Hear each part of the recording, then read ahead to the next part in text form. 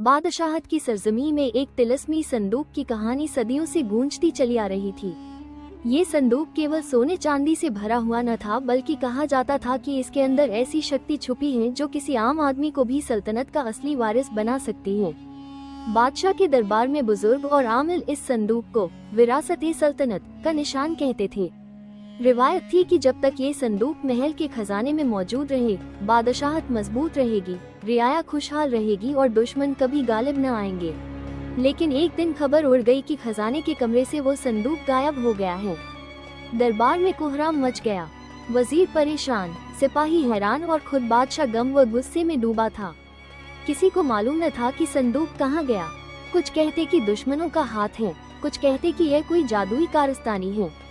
बादशाह ने ऐलान किया कि जो शख्स इस तिलस्मी संदूक को ढूंढ लाएगा, वही सल्तनत का असली वारिस माना जाएगा। यह ऐलान पूरे शहर में फैल गया।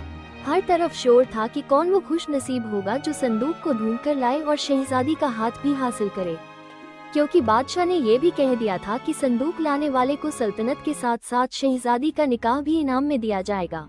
इन्हीं दिनों शहर में अमीर हमजा नाम का एक बहादुर जवान मौजूद था।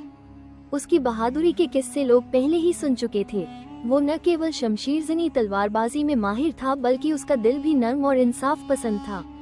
मगर एक बात और थी जो उसे दूसरों से अलग बनाती थी, उसका जादुई कुत्ता। ये कुत्ता साधारण जानवर न था, बल्कि एक पुराना तोहफा था जो अमीर हमजा को एक दरवेश ने दिया था। कुत्ते की नाक इतनी तेज थी कि वो सोने और चांदी की खुशबू तक सूंघ लेता। वो चुपचाप बैठा होता और जैसे ही करीब कहीं सोना या खजाना होता, फौरन भौंकने लगता और अपनी दुम हिलाने लगता। अमीर हमजा को यकीन था कि अगर यह कुत्ता साथ हो तो दुनिया का कोई खजाना उससे छुप नहीं सकता। बादशाह के ऐलान की खबर जब अमीर हमजा तक पहुंची तो उसने फैसला किया कि वो जरूर इस मुहिम पर निकलेगा। उसने कुत्ते की गर्दन पर सुनहरी पट्टा डाला, अपनी तलवार कमर से बांधी और पहाड़ों का रुख किया। पहाड़ों की वादियों में रास्ता आसान न था।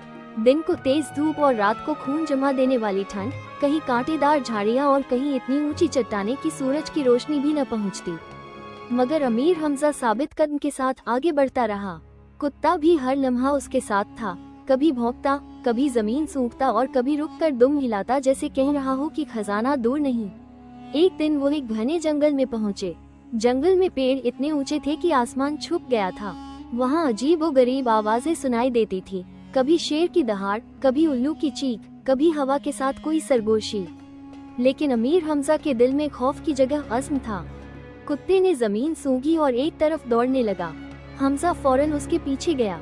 कुछ ही देर बाद वो दोनों एक पहाड़ के दामन में